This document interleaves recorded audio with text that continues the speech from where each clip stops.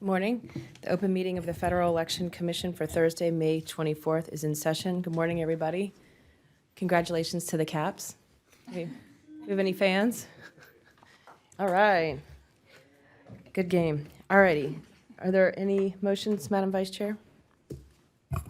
There are, Madam Chair. I move that the Commission add to the agenda consideration of the adoption of 40-year report and that the Commission determine pursuant to 11 CFR 2.7D that business so requires and no earlier public announcement was possible. I further move to suspend the rules on the timely submission of agenda documents in order that the Commission may consider the late submission of agenda documents number 18-27A, 18-28A, and 18-28B. Happy to support the motion to put the 40-year report on the agenda as long as it's the last time. All those in favor? Aye. Aye. Motion passes unanimously. Is there a motion regarding the minutes, Madam Vice Chair? Yes. I move approval of the minutes as set forth in agenda documents 18-24A and 18-25A, and that's for the open meeting of Wednesday, March 14th, 2018. Thank you. All those in favor? Aye. Aye.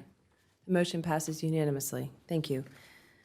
The next matter on the agenda is Draft Advisory Opinion 2018-7, MACE. I see we have Mr. Backer with us. Would you like to join? Thank you for coming. Thank you. We have an opening presentation this morning by Ms. Jory. Morning. Good morning. Thank you, Chair Hunter. Good morning, Commissioners. Before you are agenda documents 18-28-A and 18-28-B, draft advisory opinions responding to a request from South Carolina State Representative Nancy Mace. The requester asks several questions about the application of the Act and Commission regulations to the requester's proposal to establish, maintain, and control a non-connected federal independent expenditure-only political committee to make public communications promoting, supporting, attacking, or opposing clearly identified federal candidates. Both drafts conclude that the proposed committee would be acting as Representative Mace's agent in making the public communications described in the request. The drafts further conclude that because Representative Mace is a state office holder and candidate, she and her agents, including the proposed committee, may not use non-federal funds to pay for public communications promoting, supporting, attacking, or opposing clearly identified federal candidates. We did not receive any comments on the request or on either draft. Thank you, and I would be happy to address any questions that you may have. Thank you very much. Mr. Backer, there are two drafts. The second one was put out late yesterday, but it comes to the same conclusion. It's just a little bit streamlined. Were you able to review both of them? Yes, I was. Oh, that's loud. Does anybody have any questions, comments? Mr. Backer, do you have any questions? Well, I would just like to point out that a quick Google search last night found that, according to the U.S. Census Bureau, there are 511,000 state and local elected officials in this country.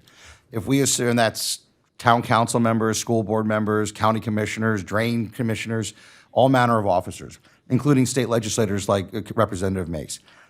If we assume that between primaries and general elections, every one of them has one electoral opponent on average across a year, that's over 1 million American citizens who are going to be denied their opportunity to fully participate in the political process because of this. They're not going to be able to engage in otherwise lawful activity that hundreds of millions of other Americans can. And I think that's highly problematic. And I think it rests on a misunderstanding of McConnell as the controlling opinion here, where I think Speech Now is actually the more apt controlling opinion in this particular case, because McConnell did not address the matter from the perspective of, they didn't have super PACs when McConnell was decided, and so they weren't looking at this kind of creature. It didn't exist. They were talking about something entirely different, and they were using a standard of corruption that was expressly overruled in both Citizens United and McCutcheon to reach that conclusion. And so we would urge that the commission reconsider the drafts. Thank you. Commissioner Peterson? Thank you, Madam Chair. And I take your argument, and I understand it. As a commissioner, I feel that in the Speech Now case, while there are there are language, and that could be used as a precedent to obviously attack this provision, its constitutionality in court. Through the advisory opinion process, I feel that as a commissioner, we don't necessarily have a latitude to declare a provision unconstitutional that wasn't addressed in the Speech Now case. So, regardless of what my personal sympathies might be, I think as in my official role, the analysis I believe that's in these drafts is a straightforward take on what the legal requirements are. I think that under our current statutory framework that it reaches the right conclusion, but perhaps through the courts, they will find that your argument is persuasive, and there are precedents that could be marshaled in their favor. But like I said, I think under a straightforward reading of the law that hasn't yet been challenged is this provision, 3125F1. I feel that I'm bound to apply that in this particular case. Thank you, and I agree with everything Commissioner Peterson said. I have the exact same opinion. Anybody else? Madam Vice Chair? Thank you, Madam Chair. Conduct is not lawful when Congress makes it unlawful. So I think the drafts are both legally sound. I could support either one. I'm not sure where the will of the commission is on this. I think they come to the same conclusion. Commissioner Welter?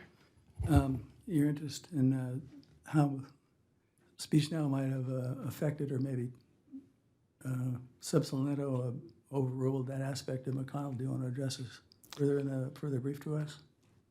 Well, I wouldn't say that sub silentio overruled McConnell. I don't think McConnell reaches this particular, the facts and the laws applied here. I would say that, again, because super PACs didn't exist at the time, and the standard of corruption that they're expressly using in McConnell was the same one that was overruled in Citizens United, and then and the new model of corruption, of actual and apparent quid pro quo corruption, was affirmed in McCutcheon. So I think McConnell doesn't really control here, and that Speech Now does. And that Speech Now holds that contributions to super PACs, as a matter of law, cannot corrupt federal office holders and therefore may not be limited. There's nothing in Speech Now or its reasoning to suggest that contributions to super PACs may be more corrupting if the super PACs are related to state and local office holders. I just thought if you wanted to brief it further, we could consider that, I suppose.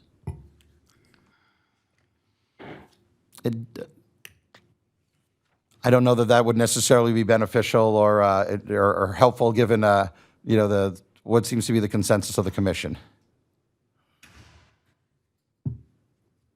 Madam Vice Chair? I believe Mr. Backer wants to brief it before a different forum. Any other comments?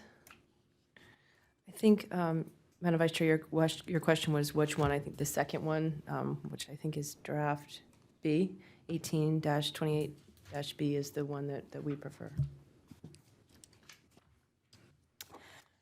Well, as I said, I'm happy to, I think both of the drafts are fine. So if you would prefer, I'm happy to move draft B and see if it gets 4 votes. Great.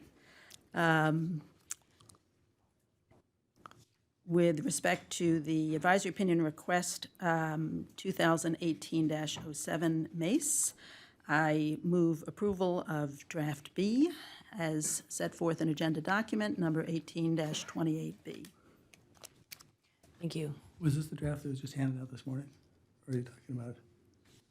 I saw there. It was, It was circulated last night or yesterday. well, it was circulated yesterday, and then it was made public a little bit later yesterday. I'd like to have some time to look at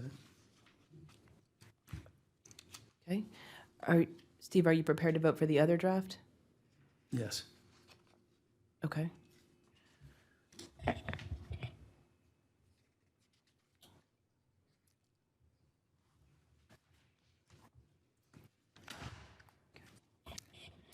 Mr. Backer, do you have a preference? Would you prefer to wait for draft B or go ahead and get your answer on draft A?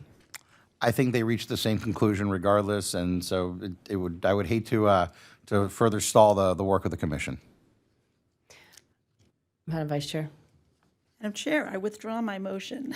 I'm going to try a different one. Although, as I said, I think they really are basically very similar. One is a little shorter. So, having withdrawn my previous motion, with respect to the advisory opinion request from State Representative Mace, advisory opinion request 2018-07, I move approval of draft A as set forth in agenda document number 18-28A. Thank you. All those in favor? Aye. Aye. The motion passes unanimously. Thank you for coming, Mr. Backer. Thank you. Next matter on the agenda is a rulemaking proposal, agenda document number 18-26-A. Madam Vice Chair. Thank you, Madam Chair. A few days ago, the Senate Select Committee on Intelligence released a joint statement from Senators Burr and Warner about foreign interference in past and future U.S. elections. And they were pretty clear about what they thought about it and what they thought might happen, and they impressively spoke with a single voice. Senator Burr wrote, "There is no doubt that Russia undertook an unprecedented effort to interfere with our 2016 elections." Senator Warner added, "While our committee's investigation remains ongoing, one thing is already abundantly clear. We have to do a better job in the future if we want to protect our elections from foreign interference." And I was inspired by that statement because there's been a lot of, like everything else in this town, there's been a lot of disagreement and people not working together. And here are some serious people who are confronting a serious problem and trying to do it on a consensus basis and on a fact-based basis. And I appreciated that, and I thought that's really the way Washington should work. And so I thought I would take another run at this because I share their concern that foreign actors have intervened in our past elections and it appears intend to intervene again. Dan Coates, the Director of National Intelligence, in February told the Senate Intelligence Committee that, quote, "There should be no doubt that Russia perceived that its past efforts as successful and views the 2018 U.S. midterm elections as a potential target for Russian midterm operations."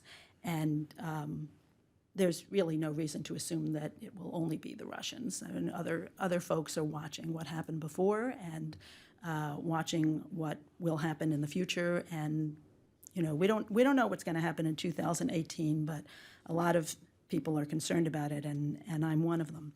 And we have had new information since the last time we talked about this here.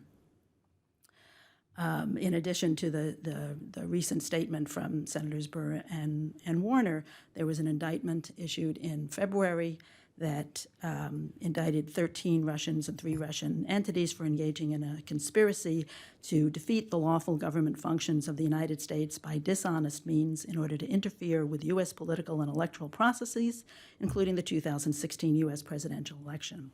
The alleged conspiracy had a budget of more than $1.2 million per month at its peak. And the indictment specifically named provisions of the FICA as part of the laws that were targeted and violated. That's a lot of money. I mean, I think the last time we talked about this, there was the information that we had was based on what Facebook had released, and it looked like there were a bunch of small ad buys out there, and maybe it didn't look like there was any serious money being spent on this effort, but I think we know now that serious money is being spent on this effort. And I've seen numerous reports in the newspaper of alleging foreigners using various, excuse me, non-disclosing groups to try and spend money in our elections. There's a Chinese state-owned chemical company that joined the Wanhua Chemical Group It's a $10 billion company controlled by China, and it joined the American Chemistry Council in February, which during previous election cycles has spent tens of millions of dollars in dark money on our elections. We have obviously a variety of complaints, but I'm not going to talk about them, but we are receiving information through a variety of public and private sources that indicate that we should be seriously concerned about people trying to influence the elections and in 2018 and spending serious money to do it. Open Secrets recently came out with a new study, I think in conjunction with the Wesleyan Media Group, that reported that TV ad buys are up nearly 90% for the 2018 elections. And I should say this includes state and federal ad buys. But dark money groups are behind 2 out of 3 ads purchased by these outside groups. So, you know, as consistent with a trend, there's a lot of money being spent out there. There's a lot of money being spent by dark money groups. We have reason to think that there are foreign actors who are looking for every single avenue to try and influence our election. Dick Cheney said in March 2017 that Russia's alleged actions could be considered an act of war against the United States. So this is not something that only one side is concerned about. There's bipartisan concern about this very serious issue. Yes, we have an enforcement process to deal with complaints about what happened in 2016, but that's looking retroactively, and that's important. But what I'm concerned about even more so is what happens next, what happens in the elections that are coming up. And I suppose some people might argue, well, it's already too late to try and do anything for 2018. I would remind my colleagues that in 2002, the Congress passed the Bipartisan Campaign Reform Act and put very tight timelines on rulemaking under that act, and the original soft money rules were given a 90-day deadline for putting the rules out, and the commission, which none of us were serving on at the time, but our predecessors, 6 commissioners under the leadership of Dave Mason, Michael Toner, Brad Smith, Scott Thomas, Danny Lee McDonald, and Carl Sandstrom, rolled up their sleeves and said, okay, we've got 90 days to get a difficult rulemaking done, and we're going to do it. And they did do it. And if we were to roll up our sleeves similarly today, in 90 days, we could still beat Labor Day and get a rule out. And, you know, yes, they had to work long nights to do it. I think there were hearings that lasted till midnight back then, and nobody likes to sign up for that kind of enterprise, but I think this is important enough. If preventing office holders and candidates from raising soft money was important enough to put in that kind of an effort, I think preventing foreigners from spending money in our elections is equally, if not more important, and deserves the same kind of effort from the commission. I know it's an imposition on our staff, but I have every confidence that they too would be willing to roll up their sleeves for this important endeavor and help us try and do it.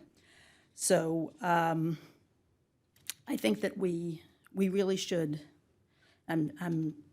Would it be better if we'd already done something? Yes, but it is not too late to act now. It's not too late to try and put some more backstops into place before the 2018 election.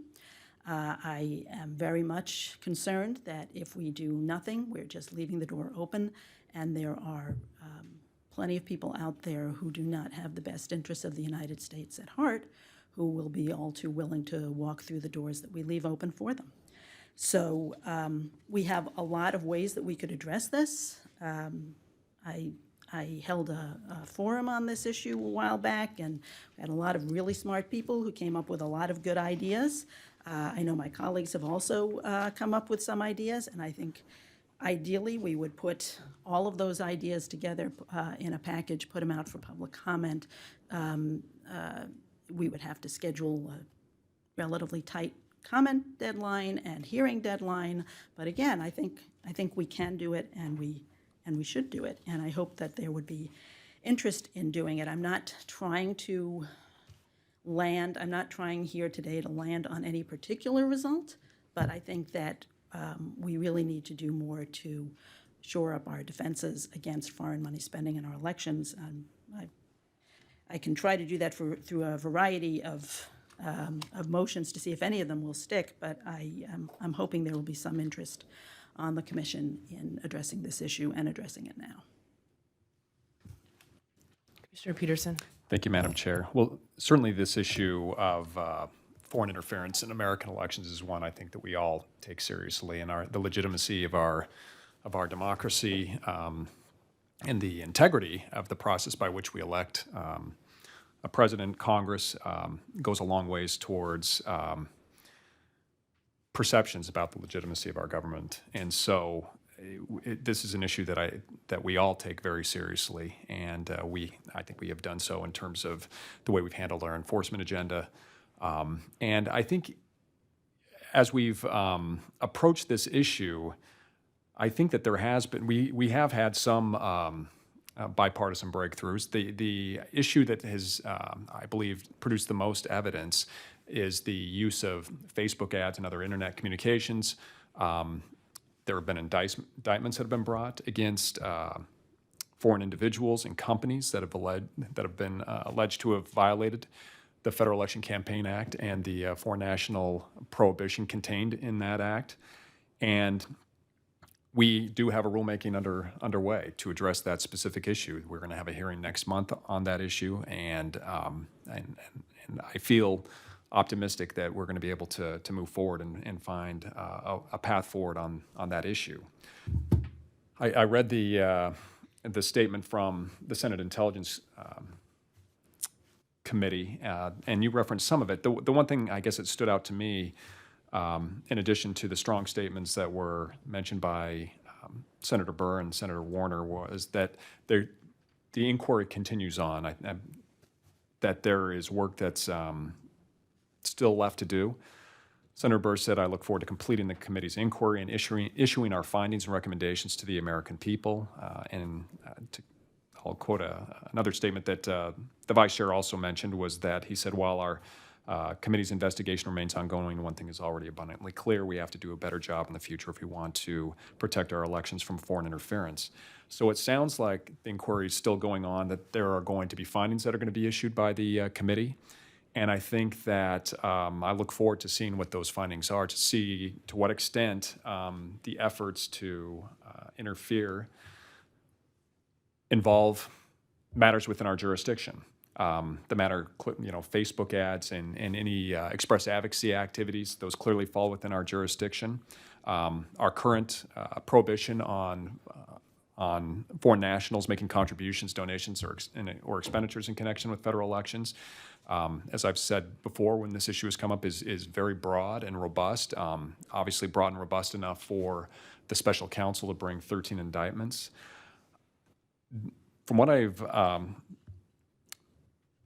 understand from the Vice Chair's past rulemaking proposals, the focus of those have been more on foreign ownership of corporations, percentage of foreign ownership, board membership, whether there is foreign government involvement.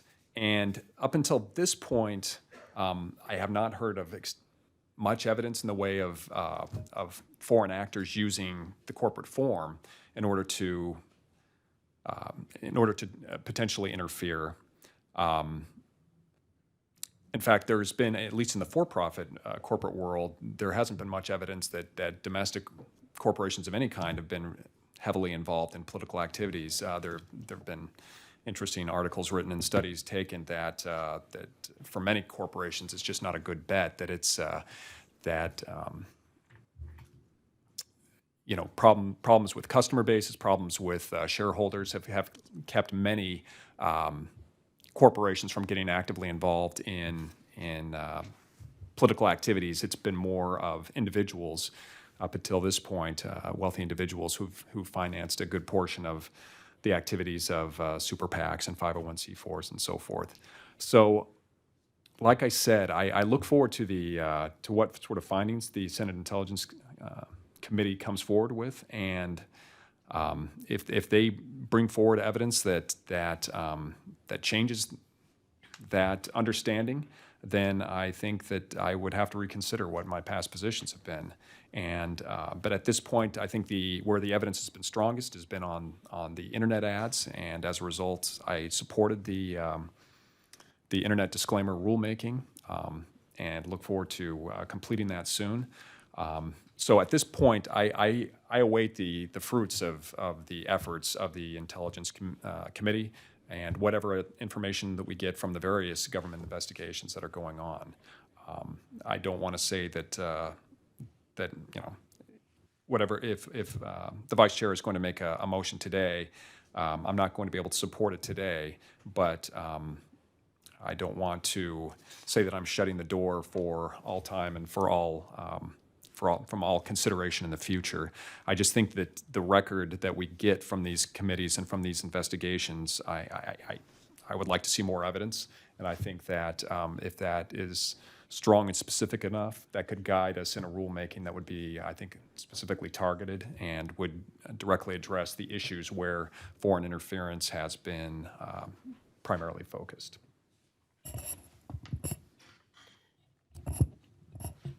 Commissioner Walther, did you have any comment?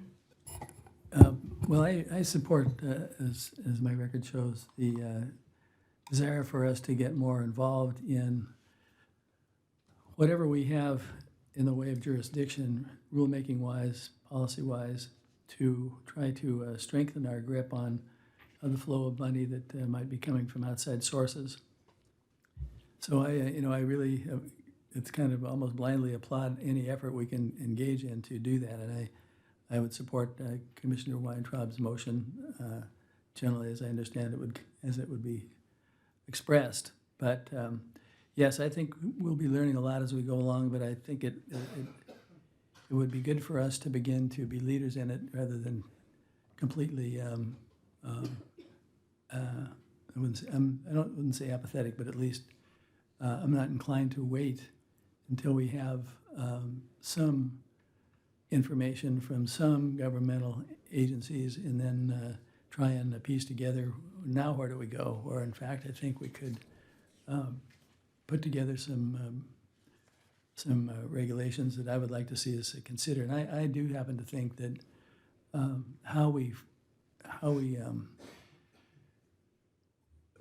want to deal with corporate activity in the campaign finance field needs to be looked at in terms of composition and power, namely who has control of the shares of stock, who owns the shares of stock, what shares of stock are voting shares, what shares of stock are not voting shares, to what extent can lending be a force that really becomes a governing entity for the company where it becomes so indebted that it certainly has to listen to the lender to a greater degree than maybe they would otherwise have to do. So I think we should look at all those factors to show where the money comes from and how it gets there.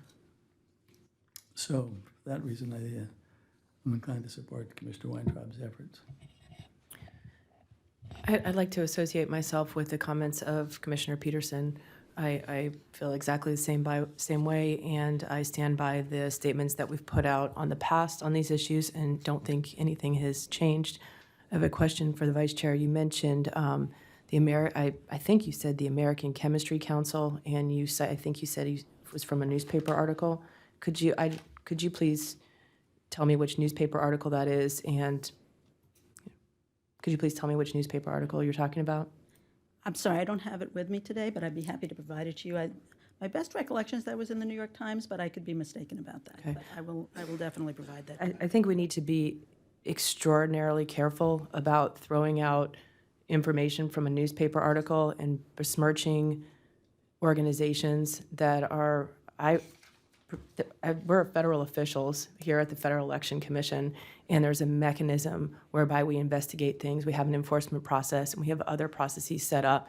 And I just think it's completely inappropriate for somebody to besmirch an organization. I don't know anything about the organization. I don't know exactly what you're talking about, but because they have a Chinese member doesn't mean that they're spending Chinese money. There are already laws against foreign influence and foreign spending of elections, and a lot of corporations, they know exactly what the law is, and they're very mindful about it, and I think it's completely inappropriate.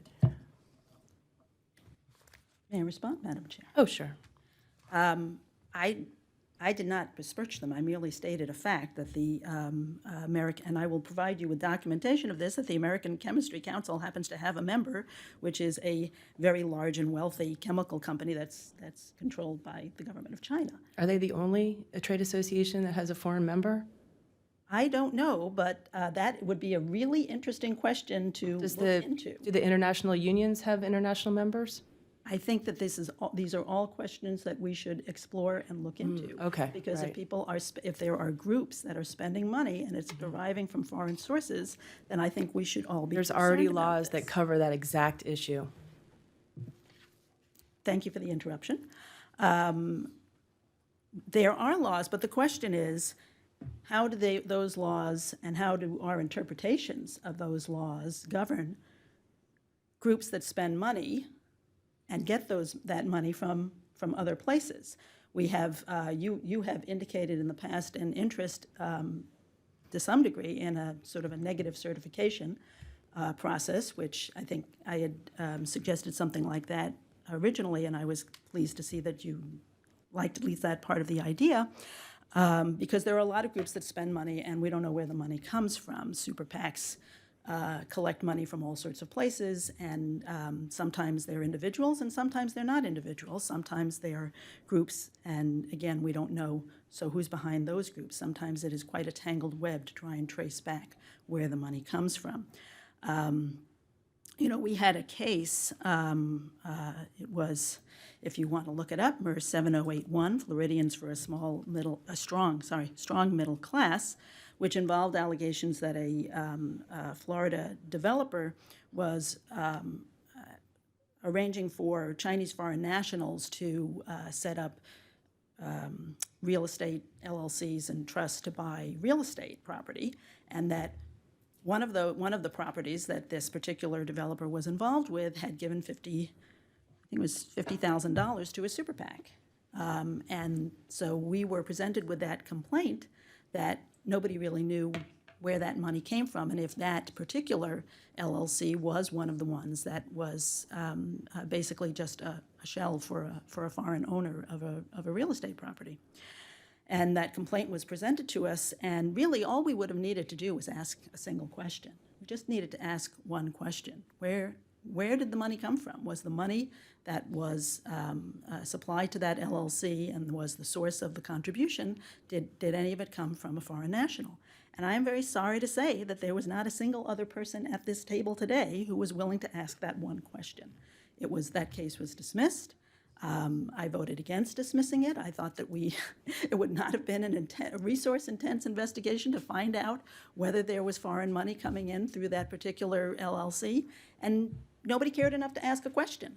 So when we talk about the protections in the law has to be enforced, and we have to sometimes look behind the immediate donor to a political organization. And if my colleague is not aware of any information about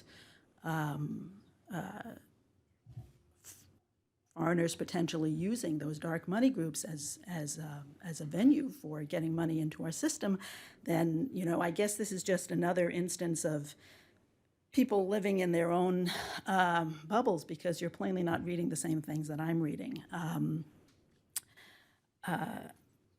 I would be happy to address in a rulemaking the broad questions of corporate ownership and corporate control, but I am honestly most concerned right now about the possibility of foreign money coming in through LLCs and C4s and other dark money groups, and also for the potential of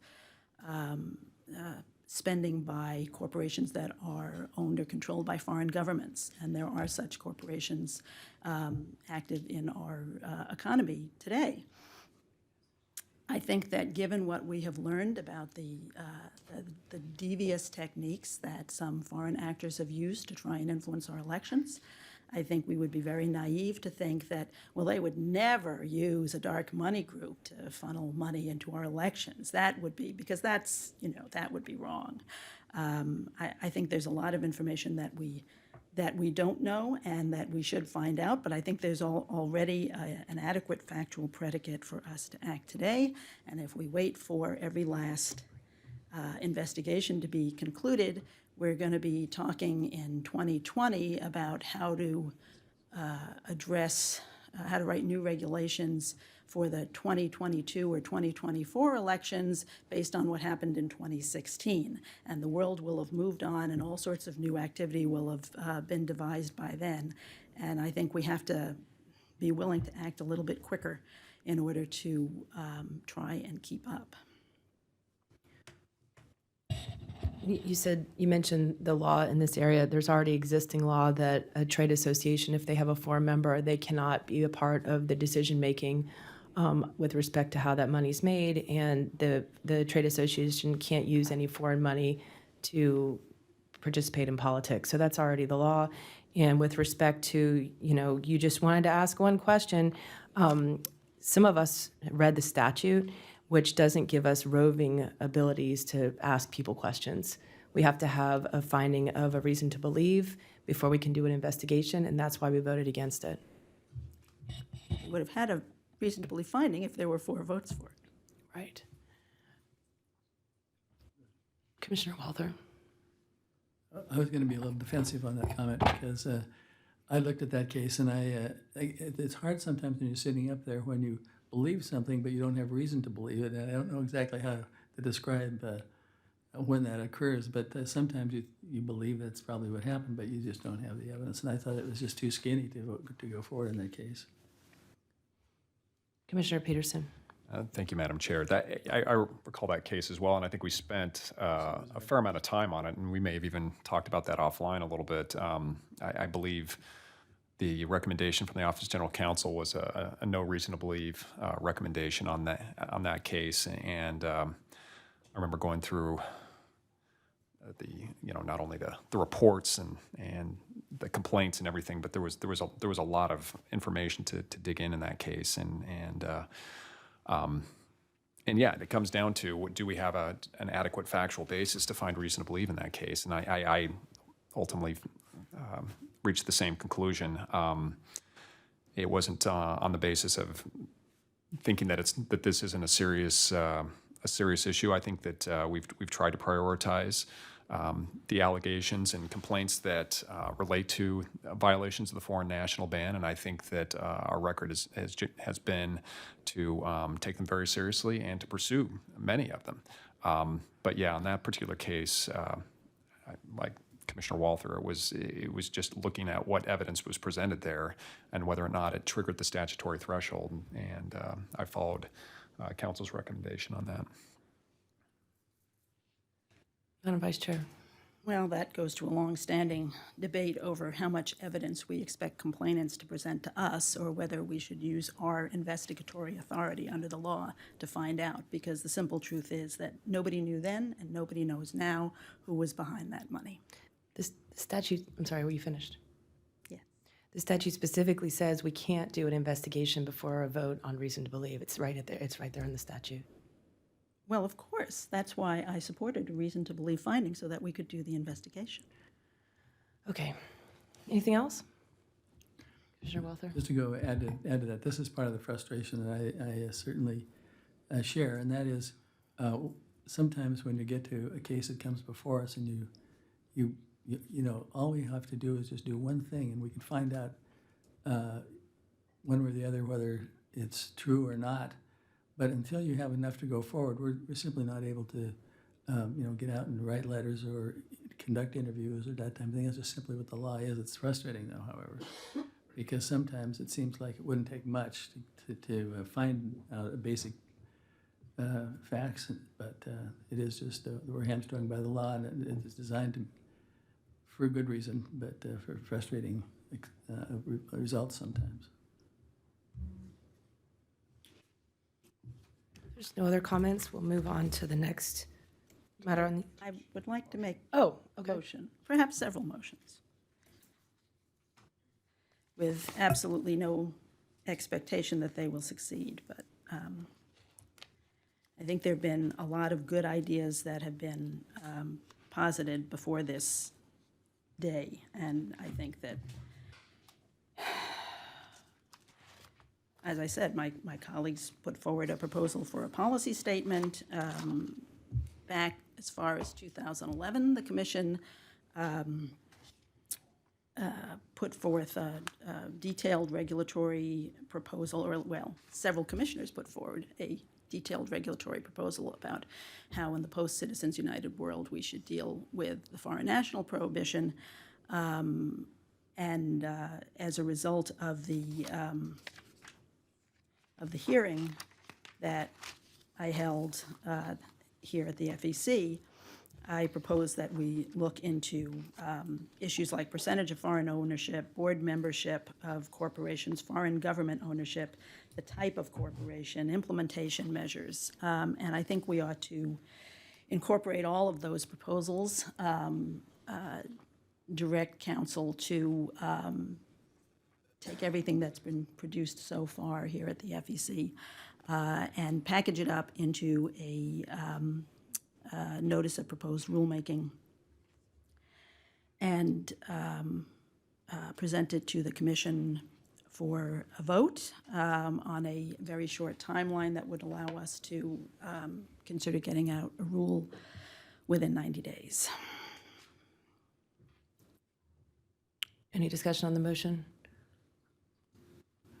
Commissioner Walther? I like it generally, but I'd like, more specific, what's the motion?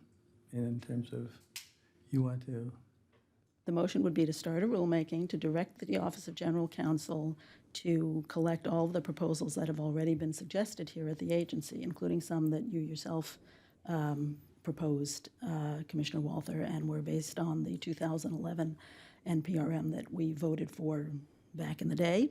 The policy statement that the Republican commissioners put forward, the ideas that were suggested at the forum and summarized in my memo to the commission of September 28th, 2016, and incorporate all of that into a draft notice of proposed rulemaking for commission consideration on a schedule that would allow us to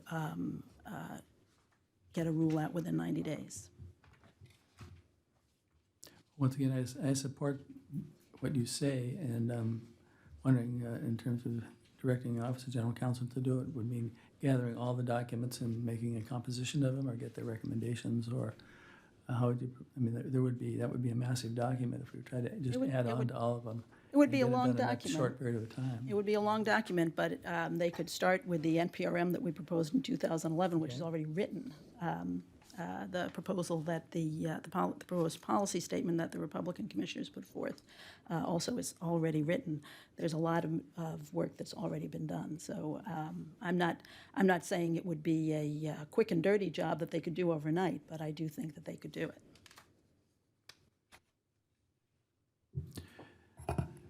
Maybe ask the Office of General Counsel, do you have any thoughts on how a motion like that could be framed? That would be, give you the guidance you need to go forward. I think the motion is sufficiently clear that we Great. could understand how to implement it. It'd be a challenging undertaking, but we can do our best. If you can do it. So how would you, and if you're not prepared to answer this, maybe the vice chair is, how would you incorporate this part of the vice chair's proposal? That we should take into account, and this is on page 4 of the September 9th, 2006 memo. It's the third bullet. That we should take into account the possibly divided loyalties of both U.S.-based companies with global assets and foreign companies with U.S. subsidiaries. I can't even imagine how we would do that under our statute, and how anybody would support the government trying to decide where loyalties are. I'm sorry, which memo was that? This is your September 9th, 2016 memo. I actually didn't refer to that in my motion. I referred to. Oh, so you don't want to do that anymore? Well, after September 9th, you may recall that you thought that the proposals in my September 9th memo were too vague. And so I came back with more detailed proposals on September 28th. There are a list of specific questions on pages 3 to 5 of that memorandum, and I think all of those questions could just be lifted wholesale and plopped into an NPRM for public comment.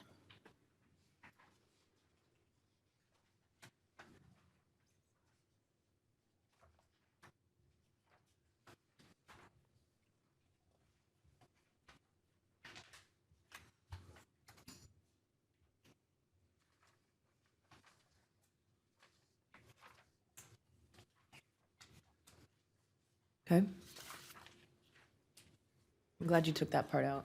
Well, that was based on some of the testimony that we received at the forum, but I tried to listen to what your concerns were and to narrow the focus and make it more specific so that it might attract more support. Any other comments on the motion? All those in favor? Aye. Aye. Opposed? No. No. The motion fails by a vote of 2-2. Commissioner Walther and the vice chair voting in favor, Commissioner Peterson and I voting against. Madam Chair? Yes? I would like to try a narrower proposal. I would like to move that the commission open a rulemaking and direct the Office of General Counsel to draft a notice of proposed rulemaking, including any appropriate proposed rule text that would address specifically the topic of preventing spending by foreign government-owned or controlled corporations, as outlined in topic 3 of my September 28th memorandum. The topic of preventing the use of corporate conduits by foreign nationals to spend funds on American elections, as well as the proposal that the Republican commissioners put forth involving negative certifications from, I think it was not a requirement, but proposed a safe harbor for super PACs and other groups that would require them to provide, that would not require, but would provide a safe harbor if they provided negative certifications stating that they knew that they were not using any money that was derived from foreign sources. So I'd like to narrow my proposal to those 3 topics, and again, with the direction to the Office of General Counsel to prepare a notice of proposed rulemaking on an expedited schedule that would allow us to adopt a rule within 90 days. Commissioner Peterson? Thank you, Madam Chair. Can you repeat what the second item, the first was spending by foreign government-controlled companies? And the second was, when I was writing down, I had conduits and foreign nationals, but I wasn't. It goes actually to the same, it's a different, perhaps a broader formulation of the same topic that you raised in your policy proposal, the use of conduits by foreign nationals. Foreign nationals using other organizations, be they corporate or otherwise, to spend funds on American elections.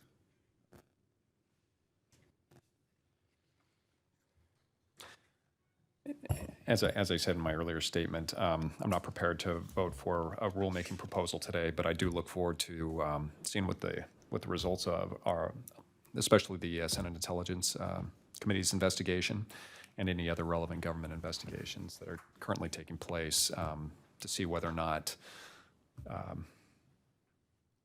these are identified as ways in which our election system is being undermined. So I'm not ready at this point, but I just wanted to make sure that I understood the scope of the motion. I agree with Commissioner Peterson. Any other comments on the motion? Walther, Commissioner Walther? I think one of the things we should look at as we go forward, because we're not going to get there today, is that we do have experience in the television field where, foreign interests are balanced with reasonable amounts of investment, but not enough to control.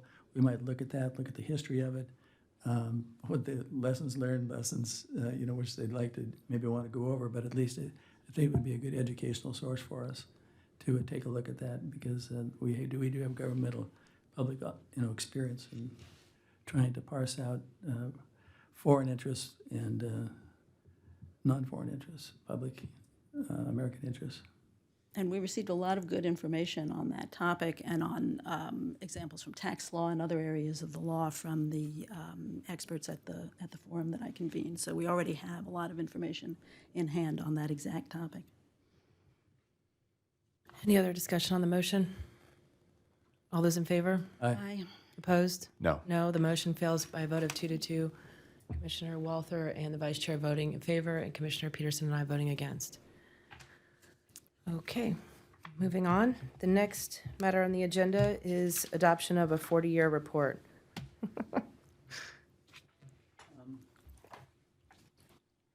It's not to me, this isn't a laughing matter. I put this on the agenda, and it's a composite of a couple of things that I'm no longer going to support, so I'm going to pull that and come back with a revised version. But I would like to say this. I do think that the idea of having what we have thought was valuable for the public, and not the people that live and die, election law, but those who want to know something about the Federal Election Commission, just the general public, we provided a service like that by having a history of the origins of the Federal Election Commission for over 40 years. We reported that for 30 years. I think we should do it again. I think, especially now with the fast movement of what's going on here, what's gone on here, if the public went now to our source, which is our 30-year history, and that was all they had, they wouldn't have a fair or a comprehensive source to rely on that would be accurate. So we made efforts to try and come up with something that could work. We started with the Information Division, who was predominantly the author of the 30-year report. And it was unanimously adopted by the commission at that time. I look at it and I see, sure, I could have written it differently, or maybe we could have added this, or maybe we could have taken this out. But the fact is, we don't need to do that to give a good general overview to the public of what we've done and where we've been. We don't have to live and die all the ups and downs. But a general source for the public to then go further, I think, is something we should continue to do. So I'm going to go back and revamp this a little bit and then come back at the next meeting, if I can, for consideration. Commissioner Peterson. Thank you, Madam Chair. One thing that we may want to look at enhancing that may address some of the concerns that Commissioner Walther pointed out is when back in 2015, the Information Division took the initiative and created a 40th anniversary timeline, which is available on our website. I'd read out the whole website for you, but maybe we can make it as part of the record. Well, I'll read it through, and then anybody who wants to look at it, it's https www.fec.gov/updates/new -interactive-timeline-40-years-of-commission-history. There you go. For anybody who's interested, you can probably just look up 40th anniversary timeline in the search engine on our newly enhanced website. But the thing that I like about this is, I mean, for newer generations who want to find out information about any source, but about the FEC in particular, is you want to go to the website and have interactive materials. And this has some I think,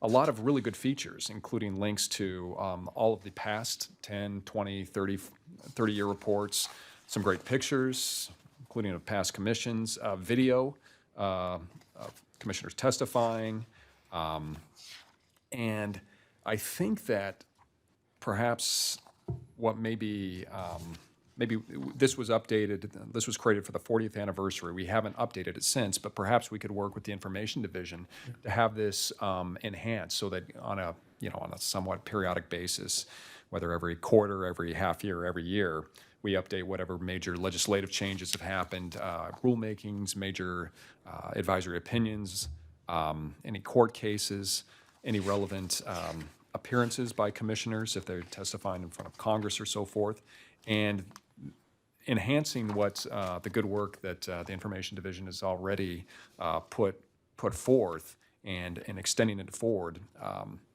may in many ways be an even more valuable resource for those who want to know the full ins and outs of the commission's history. And as part of this timeline, they still have access to all of the prior iterations of the relevant 10, 20-year iterations of reports. So I would put that on the table for consideration, that perhaps we can work with our Information Division to bolster that timeline and have a system in place for regular updates. And I think that would be a terrific resource, again, for, since most of us now, that's the way we like to get our information, is through interactive displays on the internet. And like I said, I'd invite anybody who's listening to this to take a look at that. And I think finding ways to enhance that would be a useful undertaking for the commission. Thank you. Madam Vice Chair. Thank you, Madam Chair. I appreciate Commissioner Walters' efforts. He's on this issue. We have terrific staff. I'm a big fan of our info division, as I hope they know. And they did what they always do. They wrote up a 40-year report that included virtually cut and paste descriptions of some of the older parts of our history from earlier decade reports that the Commission had issued and adopted, and put that before us. And if anybody wants to see what the staff draft looks like, I put it on the agenda at the last meeting of Commissioner Walters' chairmanship last year on 12/14/2017. It was Agenda Document 17-63A.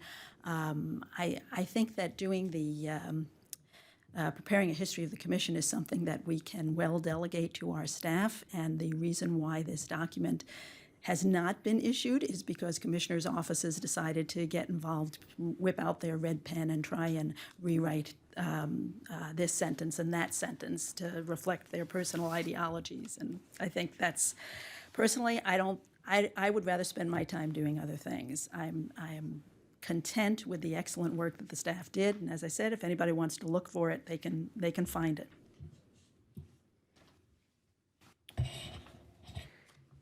Any other comments? Okay.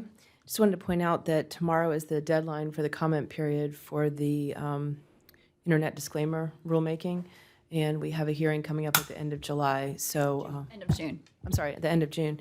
And that's what I know a lot of us will be focused on in the next few weeks. And we're looking forward to reading the comments.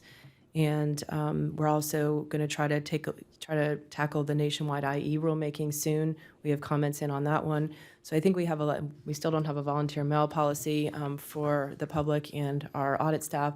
So I think we have a lot of important things that are more relevant to the lives of the people who have to follow what we do here.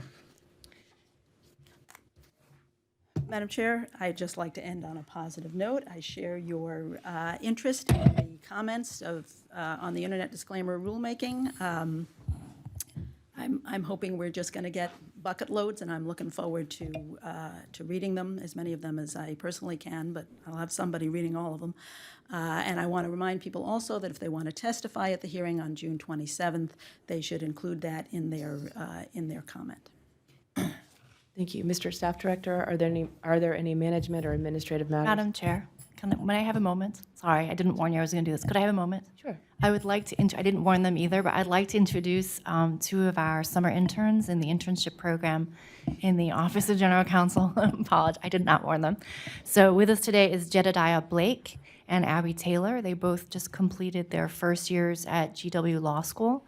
Jedediah is assisting us in the policy division, and Abby is assisting us in the administrative law division. And I just wanted to welcome them to the commission and put them on the spot. Back there. Hi, how you doing? Welcome. Thank you, Ms. Stevenson. Are there any management or administrative matters the commission needs to discuss today? Madam Chair, there are no such matters. Thank you. This meeting is adjourned.